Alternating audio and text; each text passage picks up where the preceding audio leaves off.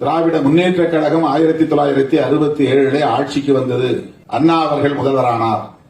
திமுக 67 ஆட்சிக்கு வந்தது என்றால் அதற்கு முன்னால் அவர்கள் எத்தனை ஆண்டுகள் மக்கள் பணி ஆற்றியிருக்கிறார்கள், அந்த மக்களின் நம்பிக்கையை பெற்றிருக்கிறார்கள்.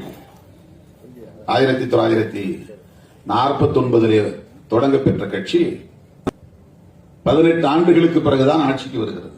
52 முதல் பொதுத் தேர்தல், 57 அடுத்த பொதுத் தேர்தல், 62 அடுத்த பொதுத் தேர்தல், 3 பொதுத் தேர்தல்களை தாண்டி 4வது பொதுத் தேர்தலை சந்திக்கிற போதுதான் திராவிட முன்னேற்ற கழகம் ஆட்சியை கைப்பற்றியிருக்கிறது.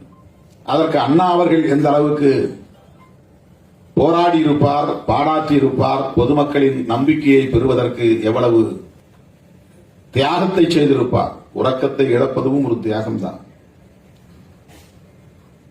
ஓடியாடி உழைத்துக் கொண்டே இருப்பதும் ஒரு தியாகம்தான், குடும்பத்திலிருந்து அந்நியப்பட்டு மக்களோடு கிடப்பதும் ஒரு தியாகம்தான், கொள்கை பகைவர்களோடு வாதாடுவது போராடுவது என்பதும் ஒரு தியாகம்தான்.